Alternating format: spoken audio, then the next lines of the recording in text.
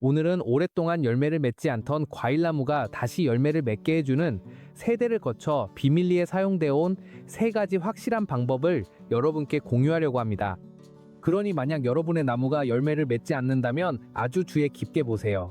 이 세 가지 방법이 정말 놀라운 방식으로 여러분을 깜짝 놀라게 할 테니까요. 그리고 가장 좋은 점은 이 방법들을 집에 이미 있는 것들로 직접 실천해 볼 수 있다는 것입니다. 그럼 시작해 볼까요? 좋아요. 첫 번째 방법부터 알아보겠습니다. 이 방법은 정말 보기 드문 방법입니다. 그리고 많은 사람들이 이 방법을 한 번도 본 적이 없을 거라고 확신합니다. 이것은 아주 오래된 기술이면서도 게다가 매우 쉽게 할 수 있습니다. 그리고 이 방법을 하려면 가장 먼저 어디에서 할지 결정해야 합니다. 이번에는 이 어린 레몬나무의 주줄기에서 해볼 건데 이 나무가 아직 젊어서 여러분께 가장 좋은 방법을 보여드릴 수 있기 때문입니다. 하지만 줄기에서 조금 더 아래나 위쪽에서 해도 전혀 문제 없습니다. 위치를 정했다면 이제 깨끗하고 잘 소독된 칼이 필요합니다. 그리고 이 나무는 아직 어리고 줄기가 두껍지 않기 때문에 약 1인치 또는 2에서 3cm 정도로 자를 예정입니다. 너무 크게 자를 필요도 없습니다. 우리가 할 일은 삼각형 모양으로 두 개의 작은 절개를 내는 것입니다. 봐요. 이렇게 하면 됩니다.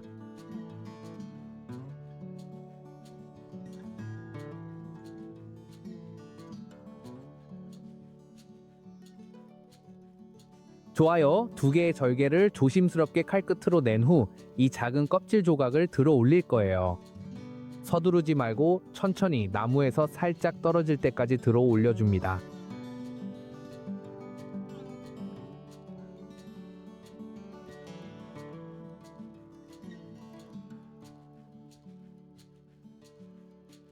그리고 이렇게 됩니다. 바로 이 방법의 이름이 여기서 유래된 거예요. 이제 알로에 베라 조각을 하나 가져와서 상처 전체, 특히 절개된 가장자리에 발라줄 거예요. 이렇게 하면 해당 부위를 더 깨끗하게 유지하고 상처가 더 잘 아물도록 도와줍니다. 이 작업이 끝나면 이쑤시개 같은 간단한 막대를 하나 가져와서 껍질 아래에 넣어 살짝 들어 올린 상태로 둘 거예요. 너무 많이 들어 올릴 필요는 없어요. 그냥 약간의 공간만 남기면 됩니다. 이제 이쑤시개를 고정했으니 천이나 헝겊 조각을 하나 잡아서 한 바퀴 감아주어 모든 것이 잘 고정되도록 할 거예요.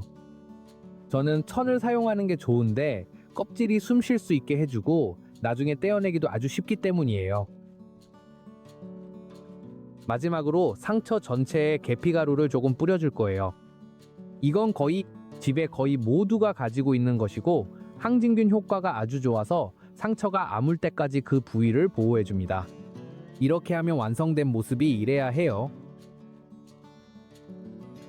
이제 아마 왜 이런 과정을 거치는지 궁금하실 거예요. 이렇게 하는 이유는 이 작은 통제된 손상이 나무가 반응하도록 만들기 때문입니다. 나무는 이 부위에서 무언가가 일어나고 있다고 인식하고 방어와 재생 메커니즘을 활성화합니다. 그리고 과일나무가 여러 해 동안 열매를 맺지 않았을 때 이런 자극이 앞으로 꽃이 피는데 큰 도움이 되는 경우가 많아요. 또한 이런 방법들은 보통 겨울이 끝나고 봄이 시작될 무렵, 즉 나무가 다시 활동을 시작하고 반응할 수 있는 능력이 가장 높을 때 시행된다는 점도 알아두면 좋아요. 이 방법이 마음에 드셨다면 기대하세요. 다음에 소개할 방법은 훨씬 더 놀라울 테니까요. 이건 고대 로마인들에게서 유래된 기술입니다. 상상해보세요. 한 가지 방법이 있습니다. 수백 년 전부터 사용되어 왔고 오늘날에도 여전히 놀라울 정도로 효과가 있는 방법입니다. 그리고 무엇보다도 이 방법은 앞서 소개한 것보다 훨씬 더 쉽게 할 수 있다는 점이 최고예요. 그러니 아주 집중해서 들어주세요. 이제 다음 방법을 소개할게요.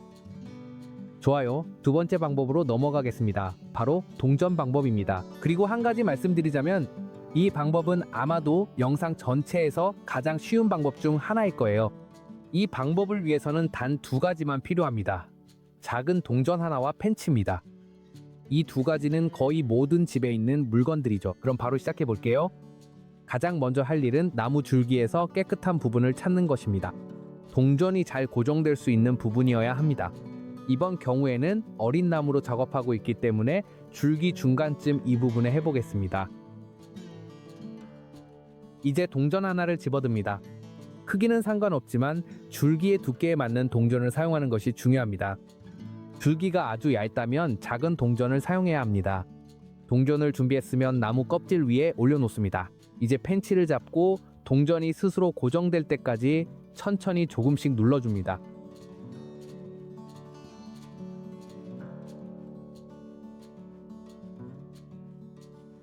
이렇게 하면 완성입니다. 이렇게 되어야 합니다. 참고로 만약 훨씬 더 크고 줄기가 두꺼운 나무가 있다면 많은 사람들이 똑같이 이 방법을 사용합니다. 하지만 펜치 대신 작은 망치를 사용해서 동전을 나무 껍질에 단단히 고정시키기도 합니다. 이제 천 조각이나 작은 헝겊풀 하나 집어서 그걸 나무에 한 바퀴 감아줍니다. 단순히 천을 이용해서 동전을 안전하게 고정시키고 떨어지지 않게 할 것입니다. 이렇게 단단히 고정되어야 합니다.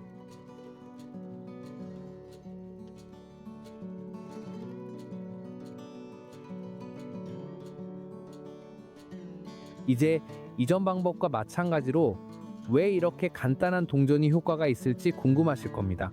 그리고 우리가 이 동전을 나무 껍질에 부분적으로 박아 넣을 때 나무에 약간의 통제된 손상을 주는 것이고, 나무는 이전 방법과 마찬가지로 위험에 처했다고 인식해서 자동으로 방어 기제를 활성화하게 됩니다.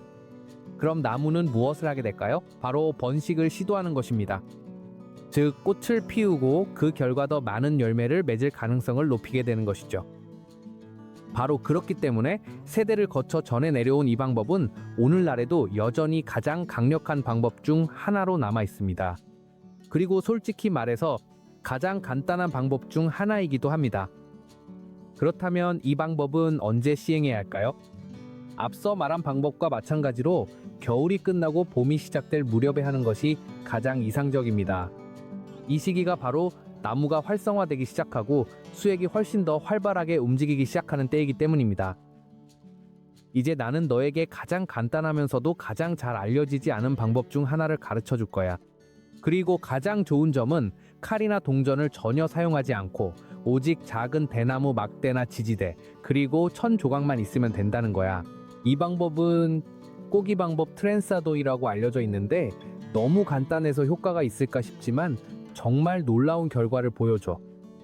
그러니까 아주 잘 집중해서 봐. 왜냐면 우리가 이걸 단계별로 해볼 거니까. 그리고 이 방법을 하는 것은 매우 간단해. 이번에는 네가 더 잘 볼 수 있도록 작은 아보카도로 해볼 거야. 가장 먼저 할 일은 우리가 작업하고 싶은 가지 중 하나 옆에 작은 대나무 막대나 지지대를 놓는 거야. 이제 아주 조심스럽게 가지를 지지대 주위로 구부리거나 꼬아줄 거야. 이런 식으로 말이야.